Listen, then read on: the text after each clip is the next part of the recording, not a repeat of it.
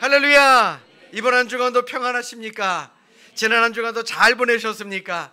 건강하게 잘 보내셨나요?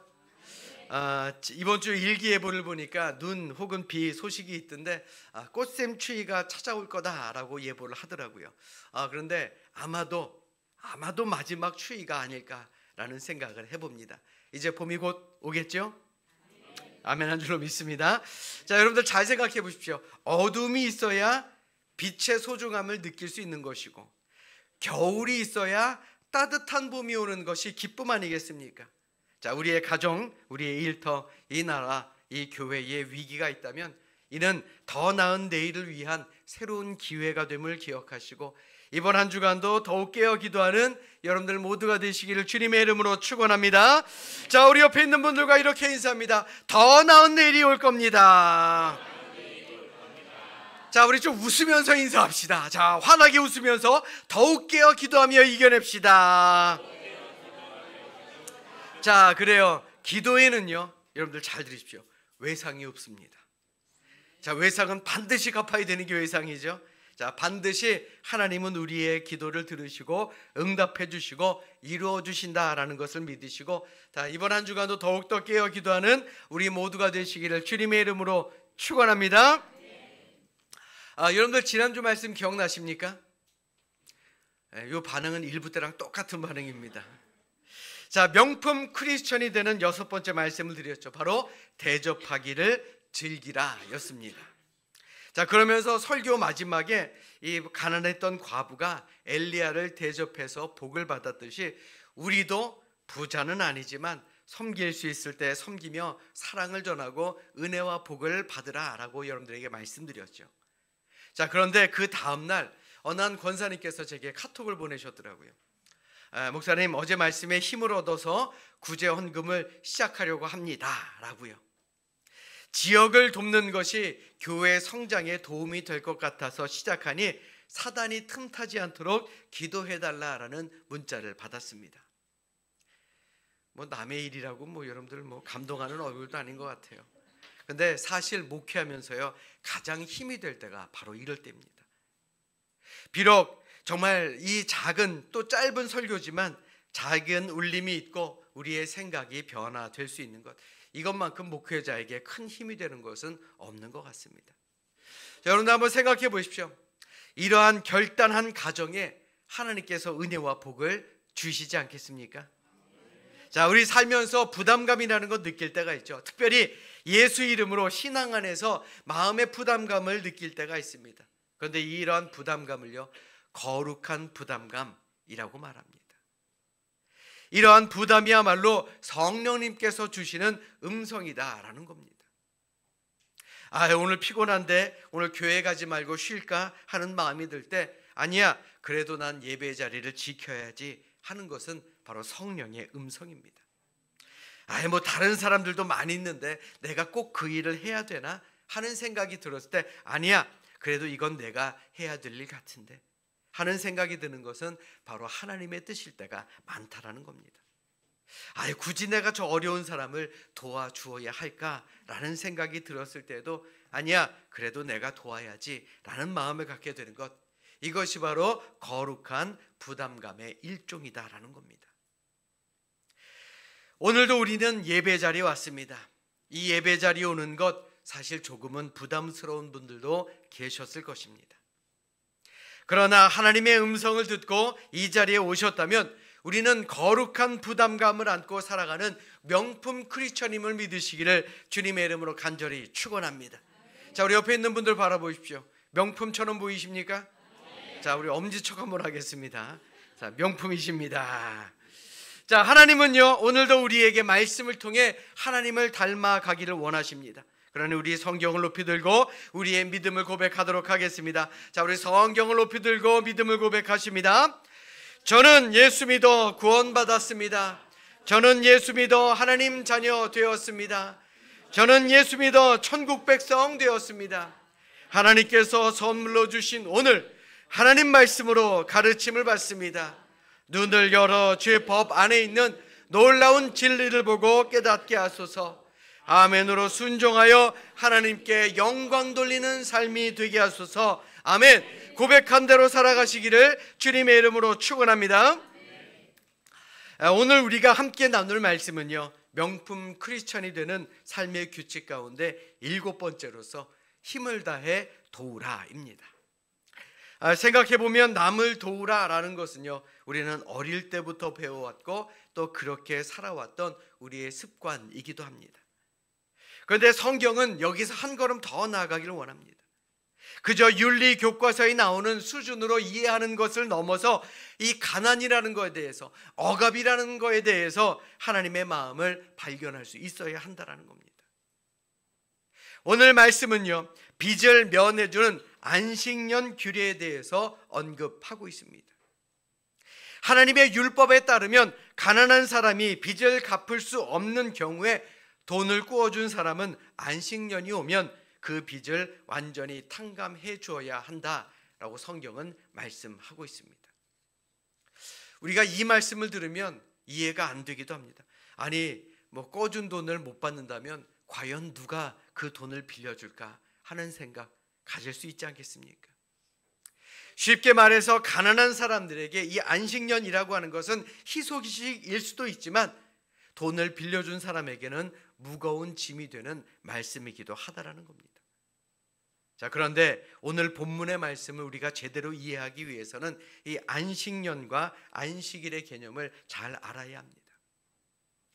오늘 본문 이전 1절의 말씀을 보시면 매 7년 끝에는 면제하라라고 하나님은 말씀하십니다. 이 매 7년이라는 것은 안식년을 의미하는 말이죠. 안식년이 뭡니까? 땅을 6년 동안 경작을 하고 1년간을 쉬게 하는 그런 제도입니다. 안식년은 단순히 노동을 거치고 쉬는 것을 넘어서 농사를 짓지 않음으로써 이 땅도 하나님의 것임을 인정하는 그러한 의미를 가진 제도다라는 겁니다. 그런데 그게 말처럼 쉬운 일 아니지 않습니까? 6년간을 일하고 1년 동안 아무것도 안 한다라고 한번 생각해 보십시오. 당장 먹을 것, 살 것 걱정할 수밖에 없는 것 아니겠습니까? 그러나 하나님께서는 이 모든 삶의 근심 걱정 하나님께 맡기고 1년을 쉬라라는 겁니다. 이 말은요, 우리의 삶의 모든 것의 주관자가 바로 하나님이시다라는 것을 그들로 하여금 인정하게 만드시는 것입니다. 안식일도 마찬가지입니다. 안식일이 뭡니까? 하나님께서 이스라엘 백성들을 애굽 땅에서 구원하신 그 날을 기념하는 일이기 때문에 그날에는 영적인 쉼은 물론이요, 율법적으로도 어떤 일을 해서도 안 되는 날입니다. 그러니 안식년이든 안식일이든 하나님의 명령에 올바로 순종한다라는 것 결코 쉬운 일이 아닌 줄 우리가 너무나도 잘 알지 않습니까? 하루 벌어 하루 먹고 사는 사람들도 얼마나 많습니까? 그러나 유대인들은 하나님의 이 말씀에 순종했습니다. 왜요? 안식년과 안식일은 그저 쉬는 날을 말하는 것이 아니라 하나님께서 이스라엘 백성들을 돌보시고 하나님이 이스라엘 백성들을 이끄시고 하나님의 그 은혜가 이스라엘 백성들과 함께 한다라는 믿음을 표현하는 날이기 때문에 그렇습니다. 즉 이스라엘 백성은 하나님께서 지키시고 보호하시기 때문에 그들은 안식년과 안식일을 지킬 수가 있었다라는 겁니다. 바로 믿음으로 지키는 것이 안식년과 안식일이다라는 거예요. 하나님께서는 말씀대로만 하면 반드시 복 주시겠다 약속하셨고 순종하는 사람에게 가난함이 없을 것이다 라고 말씀하고 있습니다. 오늘 본문 이전 4절로 5절의 말씀을 쉬운 성경으로 보면 이러합니다. 여러분 가운데 가난한 사람이 없어야 할 것이요, 여러분의 하나님 여호와께서 여러분이 차지할 땅에 큰 복을 주실 것이요, 내가 오늘 여러분에게 주는 이 모든 명령을 부지런히 지켜 하나님 여호와께 순종하기만 하면 여호와께서 여러분에게 큰 복을 주실 것이요 라고 말씀합니다. 이건요 그저 개인에게 주시는 말씀이 아닙니다. 하나님은 하나님의 말씀을 순종하는 나라와 순종하는 민족에게도 같은 은혜를 주시겠다 약속하셨습니다. 오늘 본문 2전 6절의 말씀 보십시오.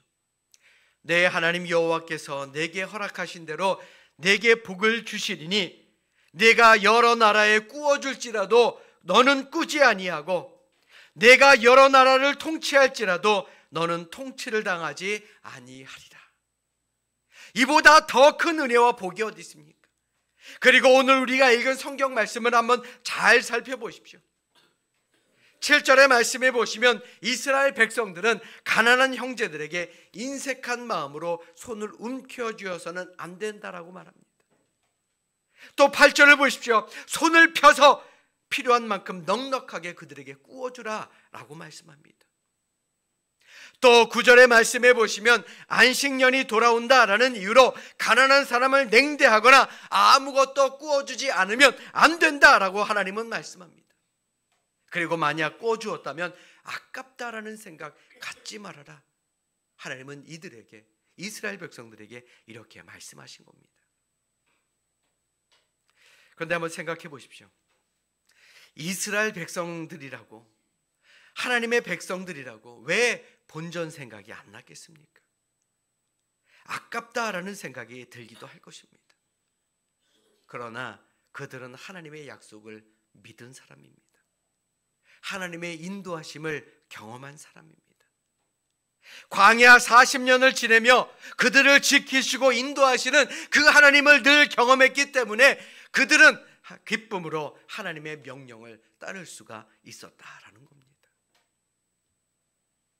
오늘 본문 10절의 말씀 우리 자막으로 준비했으니 함께 읽겠습니다. 우리 10절 말씀입니다. 함께 읽습니다. 시작. 너는 반드시 그에게 줄 것이요 줄 때에는 아끼는 마음을 품지 말 것이니라. 이로 말미암아 내 하나님 여호와께서 내가 하는 모든 일과 내 손이 닿는 모든 일에 내게 복을 주시리라. 아멘. 사랑하는 여러분, 만약 여러분들이라면 과거 이스라엘 백성들처럼 하나님의 율법에 온전하게 순종할 수 있겠습니까? 정말 본전 생각 안 하고 남을 도와줄 수 있는 그런 마음을 품으시겠느냐라는 겁니다. 이거 쉬운 일 아닙니다.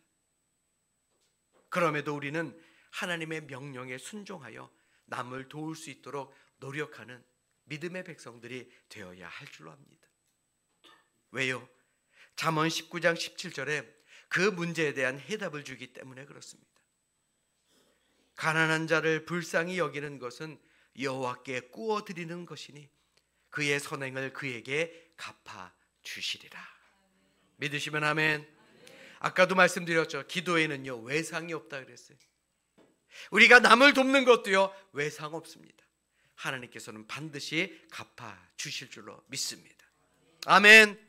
자, 그런데요 오늘의 말씀이 단지 우리가 이 세상을 살아가면서 쓸 수 있는 돈이나 물질만을 말하는 것이 아닙니다.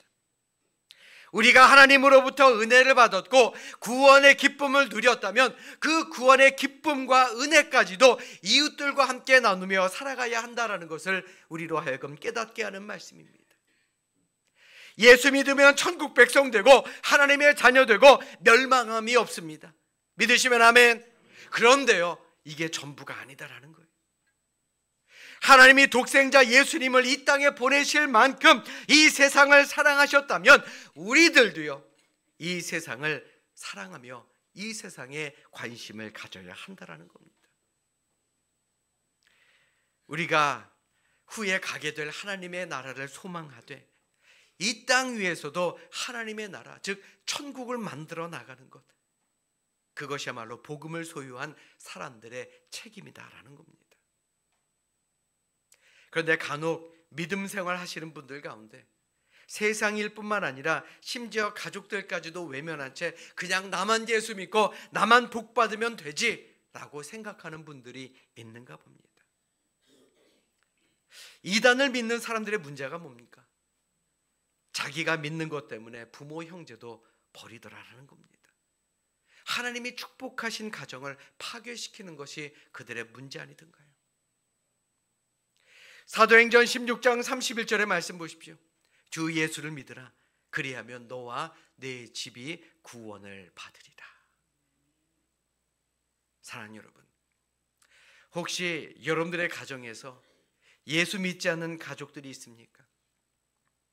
여러분들이 너무나도 사랑하는 친구 가운데, 여러분들이 너무나도 사랑하는 이웃 가운데 지금도 예수 믿지 않는 분들이 계십니까? 온 식구들이 구원받기 위해 우리가 해야 될 것은 바로 기도입니다. 여러분들 주변에 아무도 멸망하지 않고 다 구원받기를 원하시는 것이 하나님의 뜻임을 우리는 기억해야 한다는 겁니다. 나만 예수 믿고 나만 복받고 나만 천국에 간다, 세상 그만한 생각은 잘못된 생각이다라는 거예요. 한마디로 남을 전혀 돕지 않는 사람이다라고 해도 과언이 아니다라는 겁니다. 미국 타임지가 선정한 미국의 미래를 이끌어갈 50인에 선정된 유명한 신학자 짐 윌리스와, 그리고 현재는 은퇴를 했지만 월드비전 미국 회장이 되어 세계 빈곤 문제를 해결하는 데 앞장섰던 리처드 스턴스가 함께 성경을 읽으면서 과연 하나님 말씀 가운데 가난, 부, 정의, 억압, 해방, 이러한 대목들이 나오는 구절마다 밑줄을 같이 치기 시작합니다. 그리고 그 구절들을 다 가위로 오려냅니다. 그랬더니 성경이 어떻게 됐느냐? 너덜너덜한 채로 간신히 붙어있는 책이 되었더라라는 겁니다. 하나님도요, 이 땅에 사는 많은 사람들에게 관심을 가지시고 그들이 회복되기를 원하신다라는 거예요. 우리로 하여금 그들에게 관심을 갖기를 원하신다라는 겁니다. 짐 윌리스는 강연할 때마다 이 너덜너덜해진 성경을 들고 나와서 이 성경이야말로 많은 그리스도인들이 믿는 성경이다 라고 이야기합니다. 자기가 원하는 것, 자기가 듣고 싶은 말만 듣는 그런 성도들이 많다라는 얘기죠. 리처드 스턴스도 마찬가지입니다. 그런 사람들을 향해 구멍난 복음을 믿고 있다라고 그는 말합니다. 한마디로 이웃에 대해서 관심이 없는 사람, 소중한 사람, 사랑하는 사람, 내 가족, 내 식구, 내 이웃에 대해 관심이 없고 돕지 않는 사람들은 구멍난 복음, 너덜너덜해진 성경, 이기적인 복음을 믿는 것과 똑같다라는 겁니다. 물론 오늘을 사는 우리가 어찌 세상의 많은 어려운 이들, 그리고 우리 주변에 있는 어려운 사람들을 다 도울 수 있겠습니까? 그런데 시작은 할 수 있는 것 아니겠습니까? 내가 사랑하는 사람, 또 우리 주변에 있는 사람, 이들을 돕기 위해서 기도로부터 시작해서 한 사람이라도 더 도울 수 있도록 노력할 수 있는 것은 아니겠습니까? 그러므로 여러분들에게 선포합니다. 여러분들 모두가 더 많이 드리고 더 나누기 위해서 더 많이 버시기를 바랍니다. 저는요, 여러분들의 일터가 번창하고 창대하기를 기도하는 그런 목사입니다.